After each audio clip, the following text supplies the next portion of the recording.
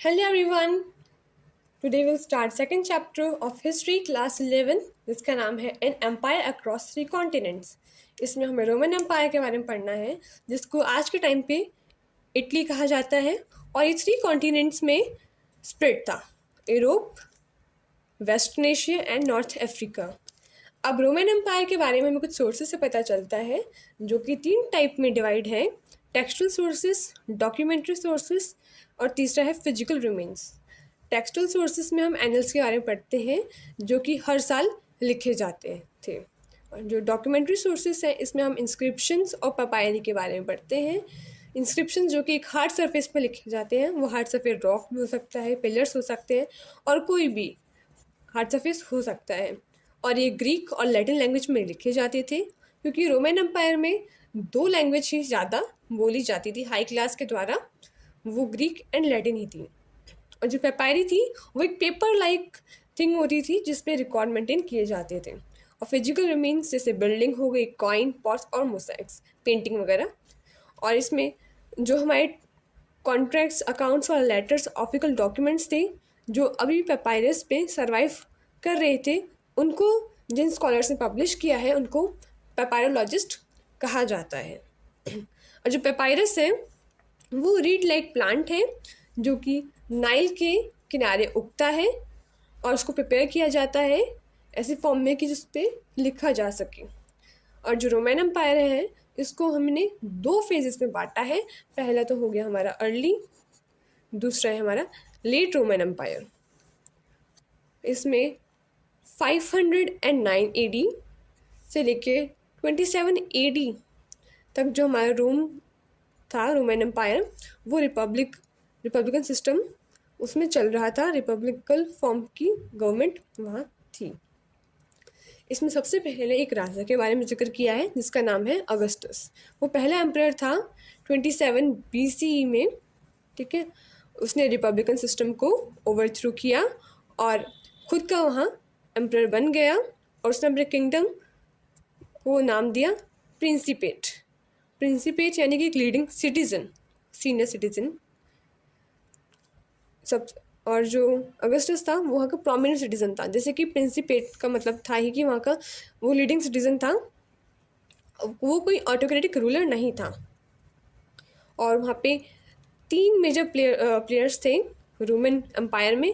पहला था हमारा एम्परर, दूसरा एरिस्टोक्रेसी क्लास, तीसरा आर्मी। अब आर्मी जो थी वो पेड प्रोफेशनल आर्मी थी और वहाँ पे जो सोल्जर्स थे इनको 25 ईयर्स की सर्विस देनी पड़ती थी।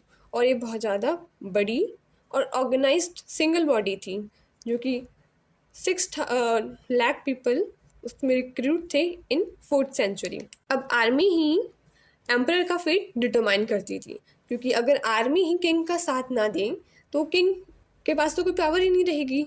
अब जो सोल्जर्स थे वो कॉन्स्टेंटली एगिटेट करते रहते थे बेटर वेजेस के लिए, सर्विस कंडीशंस के लिए, क्योंकि ये जो एगिटेशन है वो आगे जाके कम्युनिटीज़ का फॉर्म ले लेती थी।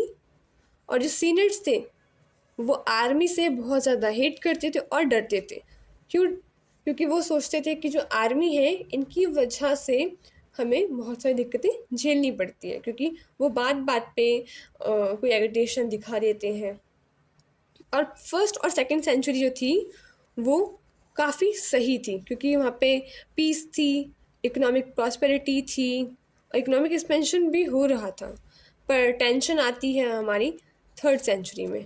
अब टेंशन कैसी आती है कि जो ससाइन डायनेस्टी है ईरान में, उन्होंने अपना रिपीटेड इन्वेजन स्टार्ट कर दिया रोमन एम्पायर में। और उसके साथ साथ ही जो जर्मनिक ट्राइब्स थी उन्होंने रोमन एम्पायर कुछ प्रोविंसेस पे अपना ऑक्यूपेशन स्टार्ट कर दिया, जिससे कि रोमन एम्पायर में इंस्टेबिलिटी कॉज हो गई। और उस टाइम पीरियड में 25 एम्परर्स चेंज हो गए विद इन 47 ईयर्स। और इसी क्राइसिस को क्राइसिस ऑफ 3rd सेंचुरी का नाम दिया गया है। और इसी बीच में जो हमारी नोमेटिक क्लास थी, जो एक छोटी सा ग्रुप था वेल्दी फैमिलीज़ का, जो कि बहुत ज़्यादा बड़े ग्रुप पे डोमिनेट करता था, उसको ही सीनेट कहा जाता था, जो कि बहुत ज़्यादा पावरफुल थे उस टाइम पे। और जो वहाँ की लैंग्वेजेस के बारे में बात किया जाए तो एडमिनिस्ट्रेशन के लिए लैटिन और ग्रीक का यूज़ किया जाता था। अपर क्लास जो कि ईस्ट में रहती थी वो ग्रीक बोलती थी और लिखती थी, और जो वेस्ट में रहती थी वो लैटिन बोलती थी और लिखती थी। अब यहाँ पे किंग के बारे में कुछ फ्लो चार्ट है। सबसे पहले जो एक जूलियस किज़ार था वो वहाँ का किंग था, रोमन एम्पायर का। फिर उसके बाद उसने एक बेटा गोद लिया, अडॉप्ट किया, जिसका नाम था ऑक्टावियन, जिसने अपना नाम चेंज करके अगस्टस रख लिया, जिसके बारे में हमें अभी पढ़ा था।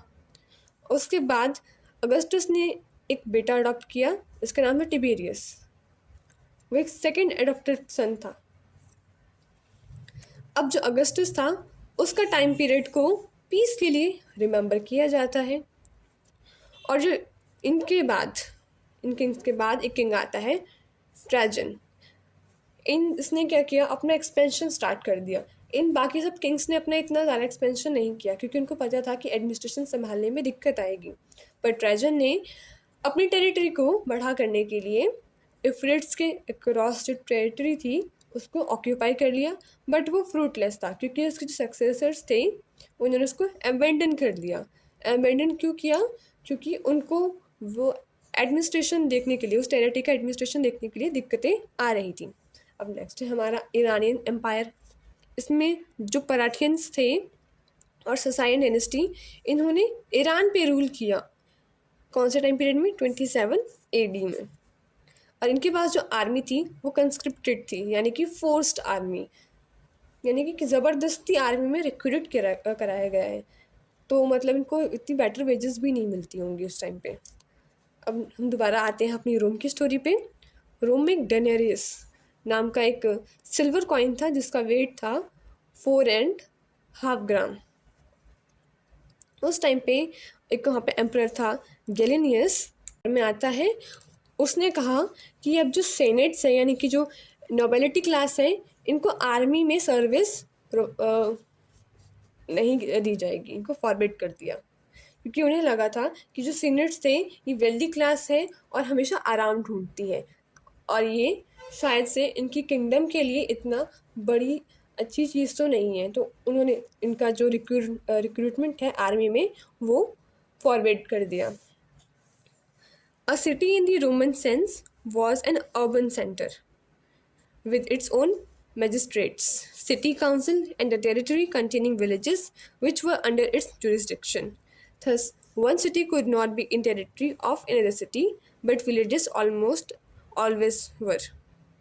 यानी कि जो सिटी थी रोमन एम्पायर की, वो एक अर्बन सेंटर था, उनका खुद का मैजिस्ट्रेट था, सिटी काउंसिल थी, पर जो सिटी थी वो उनके खुद के जुरिस्डिक्शन में आती थी, और जो टेरिटरी थी वो किसी अदर सिटी के अंदर तो नहीं आ सकती। बट उनके जो विलेजर्स थे वो भी सेम ऐसा ही, यानी कि सब कुछ उनके जुरिस्डिक्शन के अंदर ही था।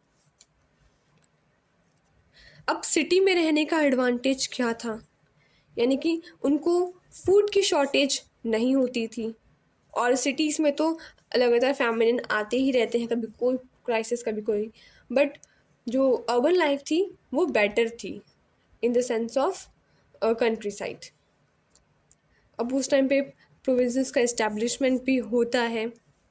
अब स्ट्राइकिंग फीचर वहाँ का जो था वो था पब्लिक बाथ, जो कि ईरान ने भी ट्राई किया था वो सेम बनाने का। बट ईरान के कुछ जो क्लर्जी मैन थे उन्होंने इसको क्रिटिसाइज़ किया, अपोज किया, क्योंकि वो इन ईरानियंस के धर्म के फेथ के अगेंस्ट था, तो उन्होंने उसको अपोज करा था। अब जो रोमन एम्पायर वाले थे उन्होंने ये बिल्ड करवाया था पब्लिक बाथ्स, और यहाँ पे लोग अक्सर वीकेंड्स वगैरह पे या फिर किसी रिलीजियस फंक्शन पे आकर अटेंड करते थे। जैसे हमने फर्स्ट चैप्टर में भी पढ़ा था कि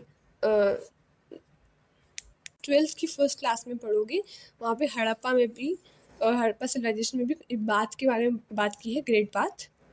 वो कुछ उस ऐसा ही उसके सिमिलर ही है। अब नेक्स्ट टॉपिक आता है जेंडर, लिटरेसी एंड कल्चर। इसमें न्यूक्लियर फैमिली के बारे में बताया है कि सोसाइटी में न्यूक्लियर फैमिली ट्रेंड में थी, और फैमिली के अंदर स्लेव्स इंक्लूड थे, और जो वुमेन्स का स्टेटस था वो काफ़ी गुड था, उनके पास लीगल राइट थे प्रॉपर्टी को लेकर, ओनरशिप एंड ऑपरेशन। उनके पास इतना राइट था कि वो खुद की प्रॉपर्टी बाय कर सकती है। वहाँ पे जो डाइवोर्स सिस्टम था वो बहुत ज़्यादा इजी था, और जो मेल्स थे वो अपने अर्ली 20s और अर्ली 30s में शादी करते थे, और जो वुमेन थी वो अपने लेट टीन्स और अर्ली 20s में मैरी कर लेती थी। और जो शादी थी वो जनरली अरेंज मैरिज होती थी। वहाँ पे एक सेंट अगस्टाइन अपने बारे में बताते हैं कि एक ग्रेट कैथोलिक बिशप थे। उन्होंने अपनी मोस्ट ऑफ द लाइफ जो थी वो नॉर्थ अमेरिका में स्पेंड करी थी।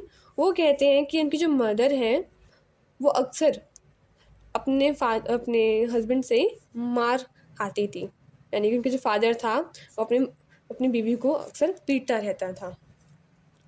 अब फादर के पास अपने चिल्ड्रन पे पूरा कंट्रोल होता था, लीगल कंट्रोल था। अब वो चाहे अपने अगर बच्चा अनवांटेड है तो उसको ठंड के टाइम पे बाहर मरने के लिए छोड़ सकते थे।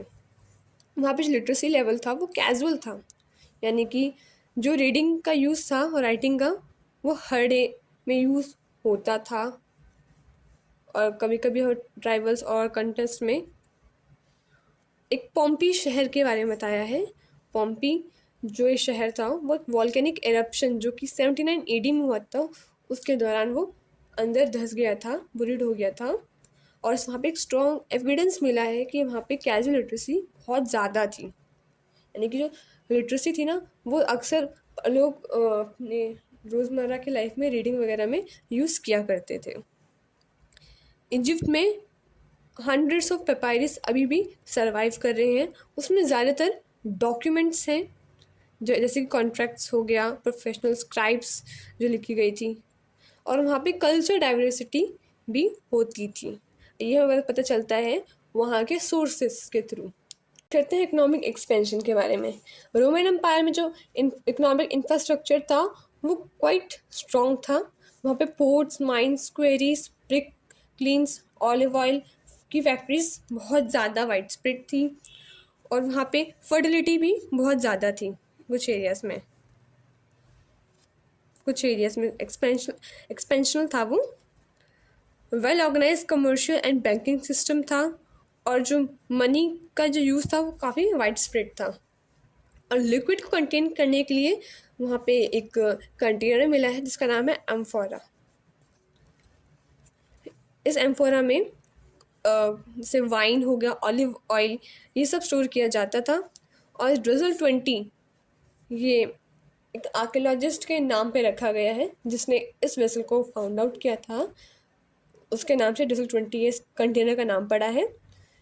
इसमें ऑलिव ऑयल स्टोर किया जाता था, सिर्फ ऑलिव ऑयल, जो कि स्पेन से प्रोड्यूस होता था, और ये कंटेनर्स ट्रांसपोर्ट किए जाते थे।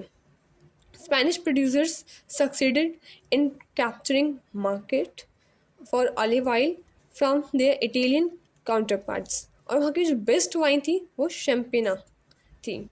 Sicily and Bulsium export large quantities of wheat to Rome, यानी कि यहाँ से ट्रेड के बारे में पता चलता है कि उनका ट्रेड स्पेन के साथ भी था, यहाँ पे सिसिली एंड बुल्शियम के साथ भी था। और जो गैलीली था वो डेंसली कल्टिवेटेड एरिया था, यानी अब बता रहे हैं ना कि वहाँ पे एक्सपेंशनल फर्टिलिटी हुआ करती थी। तो एक प्रोविंस है गैलीली, वहाँ पे कल्टिवेशन डेंस था। जॉबशिप ने लिखा है every inch of the soil has been cultivated by the inhabitants, यानी कि इसमें मतलब ये कहा है कि हर एक इंच सॉइल की कल्टीवेट की गई है वहाँ के निवासियों के द्वारा। Translations was widespread in the countryside of Numidia, जो कि मॉडर्न डे अल्जीरिया में है। These pastorals and semi-nomadic communities were often on the move, carrying their oven-shaped herds with them, यानी कि यहाँ पे एक पैस्टोरल कम्युनिटी के बारे में बताया गया है जो कि अपने ओवन शेप्ड हर्ड, जिसको मापीला कहा जाता है, उसको लेकर मूव करती रहती है इधर से उधर। और जो हिल टॉप विलेजेस है इसको टेला कहा जाता है। Mediterranean as well as advance in water powered mining technology, the use of hydraulic mining techniques in the Spanish gold and silver mines, and the gangetic industrial scale on which those mines were produced in the first and second centuries. This raises the issue of labor and of use of slavery. यानी इसमें slavery का बताया कि slavery वहाँ पे कैसे start हुई। अब स्लेव को कंट्रोल कैसे किया जाता था। अब जो स्लेवरी थी वो स्ट्रांगली रूट हो गई थी रोमन एम्पायर में। अब धीरे धीरे कोई चीज़ अगर ट्रेंड में आ रही है तो वो वहाँ का कल्चर ही बन जाता था। होता है ना कि इसे अगर स्लेव स्टार्टिंग में किसी ने रखा तो वो धीरे धीरे स्लेव्स रखना वहाँ का कल्चर बन जाता है। In Italy, out of a population of 7.5 million, there was 3 million slaves. यानी कि काफ़ी ज़्यादा अमाउंट थी, पॉपुलेशन थी स्लेव्स की रोमन एम्पायर में। अब स्लेव्स जो थी उसको कैपिटल इन्वेस्टमेंट का स्टेटस दिया जाने लगा। यानी कि स्लेव्स यानी कि उनकी इन्वेस्टमेंट है, capital investment. Worker and slaves were treated crudely by the upper class people. ये तो ऑब्वियसली है कि पहले भी देखा जाता था कि जो स्लेव्स वगैरह हैं उन पे एरिस्टोक्रेसी क्लास उनके साथ बहुत क्रूल बिहेवियर करती थी, उनसे अच्छे से बात नहीं करती थी, वर्क करवाते थे, उनको परेशान करते थे, टैक्स लेते थे उनसे।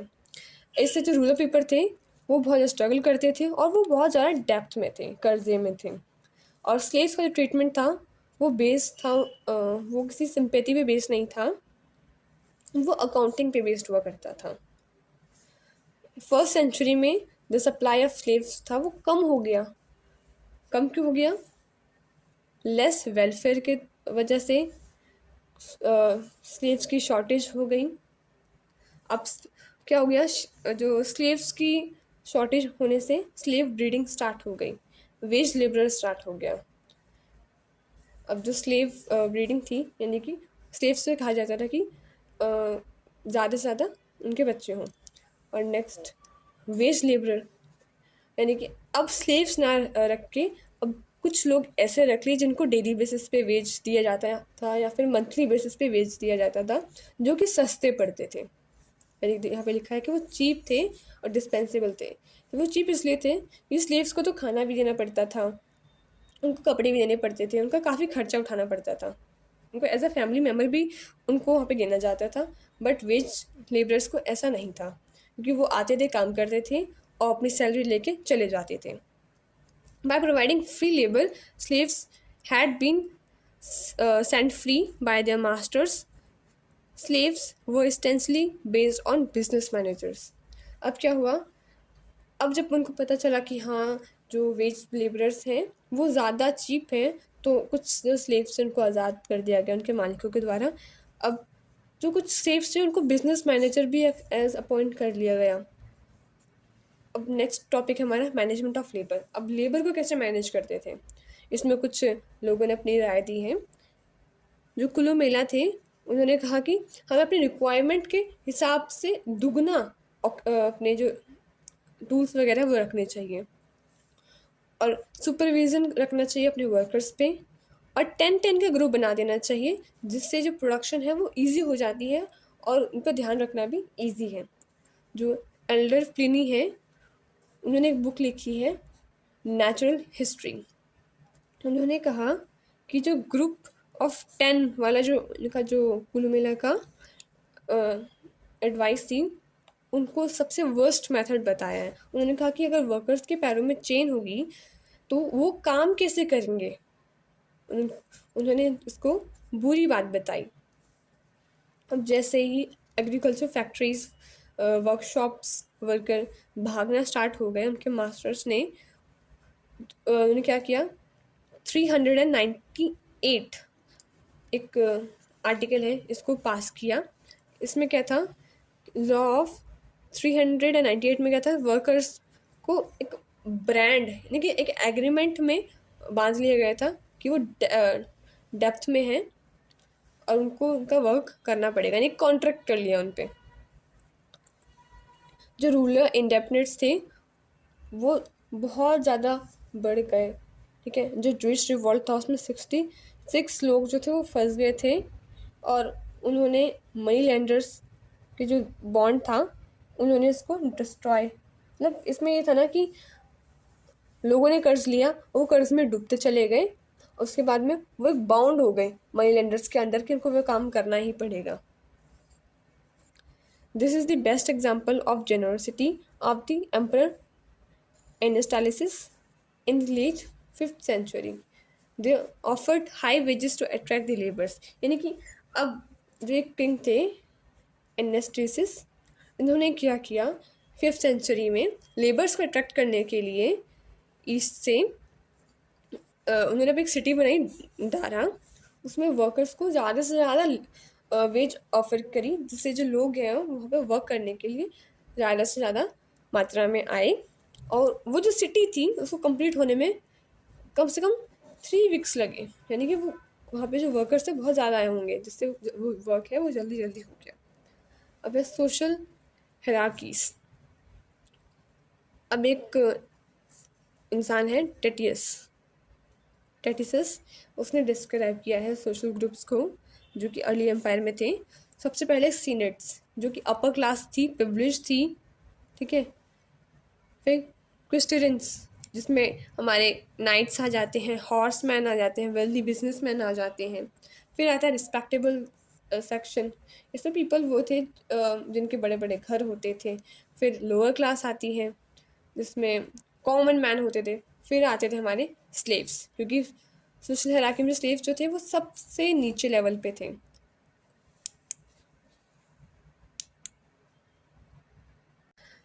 हमने तो अर्ली एम्पायर के बारे में पढ़ लिया, अब हम पढ़ेंगे लेट एम्पायर के बारे में, जो कि 4th सेंचुरी से स्टार्ट होता है। इसमें सेनेटर्स और इक्विटेट्स थे वो इमर्ज हो जाते हैं, साथ में जुड़ जाते हैं। और हम इसमें जो इक्विट्स थे वो घुड़सवार और नाइट्स थे, वेल्दी ग्रुप थे। जब ये सेनेट्स और इस आपस में मिल जाते हैं तो वे क्लास ओरिजिनेट करते हैं जिसको कहते हैं एरिस्टोक्रेसी। इसका ओरिजिन अफ्रीका से होता है, ठीक है। जो मोर वेल्दी लोग थे और जो लेस पावरफुल थे उनको मिडिल क्लास बना दिया गया। अब इसमें क्या था कि लेट एम्पायर में जो हमारे वो जो सोशल हायरार्की थी वो थोड़ी चेंज होती है। अब 2 ग्रुप मिलके तो एरिस्टोक्रेसी बना दिया। अब जो वेल्दी थे और पावरफुल कम थे उन्हें अपनी मिडिल क्लास बना ली, जो कि ब्यूरोक्रेट्स में आ गए, इंपीरियल सर्विसेज में आ गए, आर्मी में आना स्टार्ट कर दिया उन्होंने। फिर उसमें जो 3rd क्लास आती है वो लोअर क्लास, जिसको हिमेलिस भी कहते हैं। इसमें लेबर्स और वर्कर्स, यानी कि हमने जो फ्रेंच रेवोल्यूशन में देखा था कि 3 क्लास हो गई हमारी। एक तो फर्स्ट सीनेट्स वाली हो गई, दूसरा नोबिलिटी वाली आ गई, और तीसरा हमारे 3rd स्टेज हमने पढ़ा था लोअर क्लास वो। अर्ली 5th सेंचुरी में क्या होता है, जो हिस्टोरियन थी ओम्प्लिडिरस, उन्हें डिस्क्राइब किया जो एरिस्टोक्रेसी है वो अपनी जो भी इनकम रिसीव करते हैं वो गोल्ड में होती है। पर जो लेट एम्पायर में जो मॉनेटरी सिस्टम है वो पूरा बिगड़ जाता है, क्योंकि जो स्पेनिश सिल्वर माइंस थी वो ख़त्म हो जाती थी, ठीक है। ख़त्म हो जाती है तो फिर उनका जो सिल्वर मॉनेटरी सिस्टम है वो थोड़ा कोलैप्स हो जाता है। अब जो कॉन्स्टेंटाइन है उसने न्यू मॉनेटरी सिस्टम बनाया गोल्ड पर, ठीक है। कॉन्स्टेंटाइन एक रूलर था, वहाँ का किंग था। Early Roman bureaucracy was a more excellent group because it grew the bulk of its salary in gold and invested much of this in buying up assets like land. अब जो late Roman bureaucrats थे वो एक excellent group था, क्योंकि वो अपनी जो भी सैलरी था वो गोल्ड में ले रहा था, और जो वो अपनी इन्वेस्टमेंट था वो लैंड परचेज करने में लगा रहा था। वहाँ पे करप्शन बहुत ज़्यादा बढ़ गया था, स्पेशली जुडिशियल सिस्टम के अंदर, एडमिनिस्ट्रेशन, मिलिट्री सप्लाईज वगैरह में, ठीक है। बट जो गवर्नमेंट थी वो उसको ख़त्म करने के लिए बहुत ज़्यादा रिपीटेडली ट्राई कर रही थी। अब जो रोमन एम्पायर जो था वो अथॉरिटेरियन स्टेट था, ठीक है। Descents was not accepted and protest were responded with violence. Emperor were not free to do whatever they liked. अब जनता भी समझदार बन रही थी, अब एम्पर कुछ भी नहीं कर सकता अपनी मर्जी से, कुछ भी जो उसका दिल कर रहा है वो कर ले। They were restricted by the strong tradition of Roman law. अब वहाँ पे लॉ इंट्रोड्यूस हो गए, जिसका मतलब कि अब जो किंग है वो भी लॉ से गवर्न होगा। अब यहाँ पे लेट एंटिक्विटी आ रहा है, इसमें 4 से लेकर 7th सेंचुरी तक के आ रहे हैं, फाइनल पीरियड है ये रेवोल्यूशन का इसमें, ठीक है। जो फोर्थ पीरियड था, 4th CE, उसमें कल्चरल और इकोनॉमिक जो था, इसमें फर्मेंट यानी बिछड़ जाते हैं, अलग अलग हो जाती हैं दोनों चीज़ें। अब कल्चरल लेवल पे देखा जाए, जो कॉन्स्टेंटाइन था उसने क्रिश्चियनिटी को ऑफिशियल रिलीजन डिक्लेयर कर दिया था कि हमारा जो रोमन एम्पायर का जो रिलीजन है वो क्रिश्चियनिटी है। और 7th सेंचुरी में इस्लाम का राइज होता है ईरान में। हमने कल्चरल तो देख लिया, अब इकोनॉमिक लेवल पे आते हैं। इसमें जो एम्परर डेक्लोटिन था उसने स्टेट स्ट्रक्चर में कुछ चेंज कर दिया था। Over expansion had led cut down by emitting territories with less strategic economic values। अब डेक्लोटिन ने क्या किया, कुछ जो टेरिटरीज थी उसको एमिडन कर दिया, उसको कट बैक कहते हैं।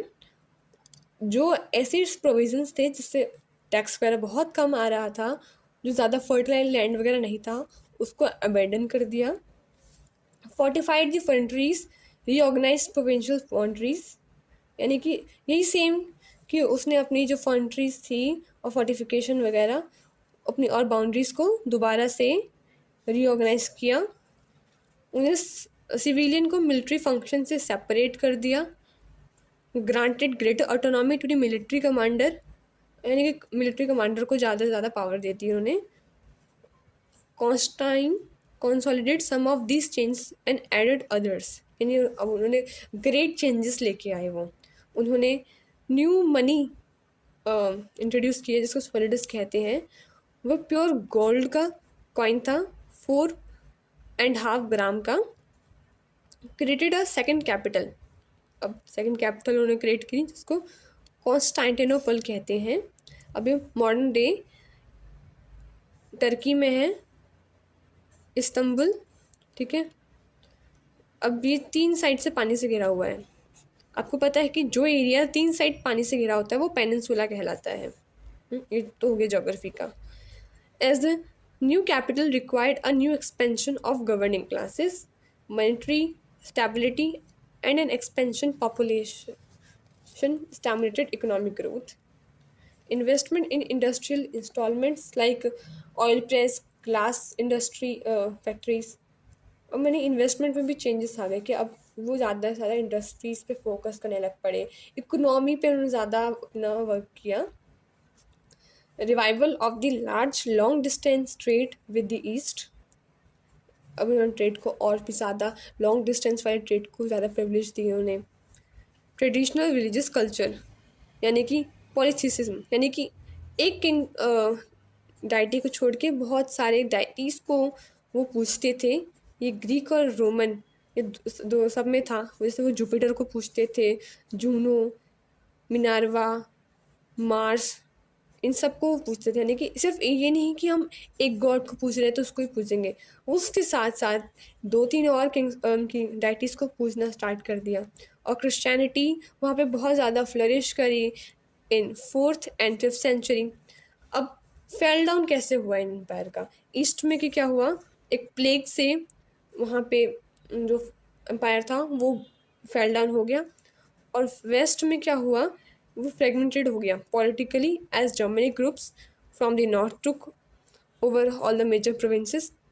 अब ये क्या होगी, अलग अलग साइड से इनका हम कह सकते हैं कि टूटा, यहाँ से इनका एम्पायर फेल डाउन हुआ। ईस्ट में तो प्लेग फैल गई, ठीक है, इकोनॉमी बहुत ज़्यादा डाउन हो गई।